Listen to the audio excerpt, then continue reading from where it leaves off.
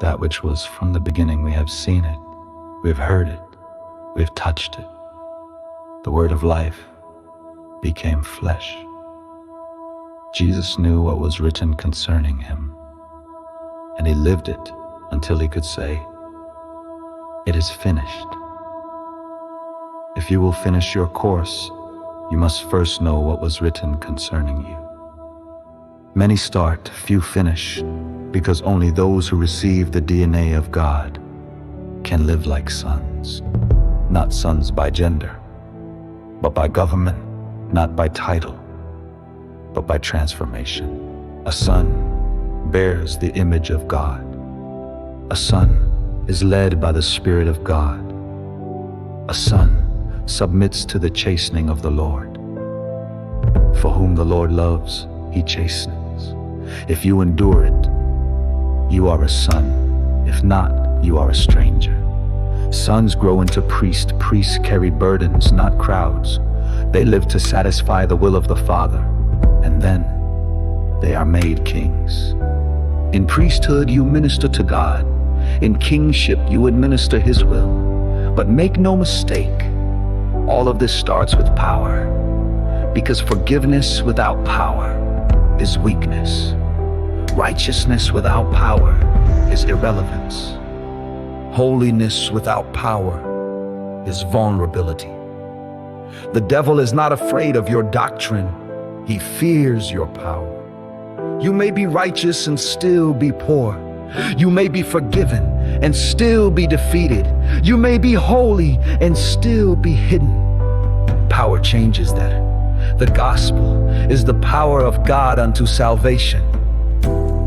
Jesus told his disciples, "Tarry until you are endued with power," because the spirits you'll face only understand the language of power. Jesus was God, yet for 30 years nothing moved. But when he returned in the power of the Spirit, Zebulun and Naphtali saw a great light. Suddenly, his utterance changed. "The Spirit of the Lord is upon me."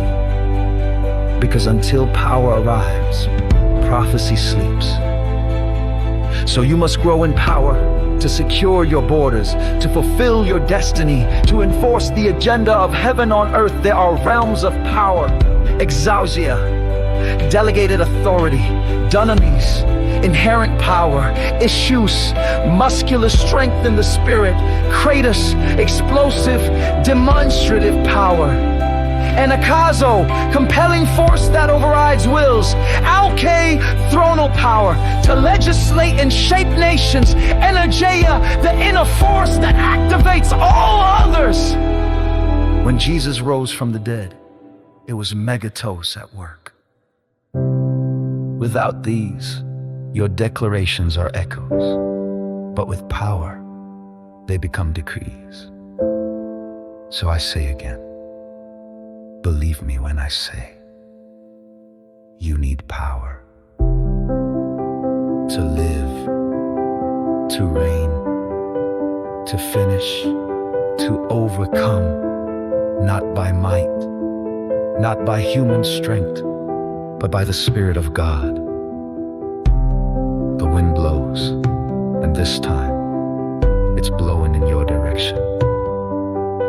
Jesus told his disciples, "Wait, tarry until you are clothed with power from on high."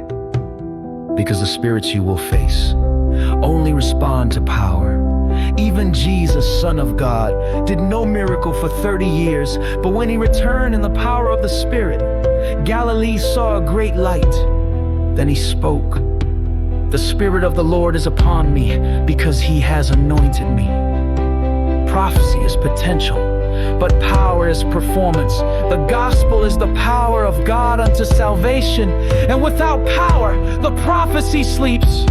So you must grow in power to secure your borders, to finish your assignment, to enforce heaven's will.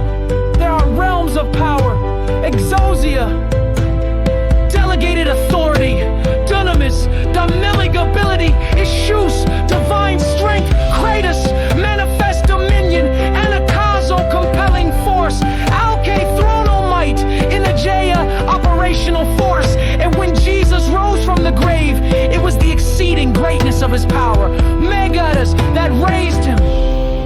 Without this, your words are mere echoes, but with power, they become decrees. So believe me when I say, you need power. To live, to learn, to finish, to overcome, to finish. Not by might, nor by power, but by my Spirit, says the Lord.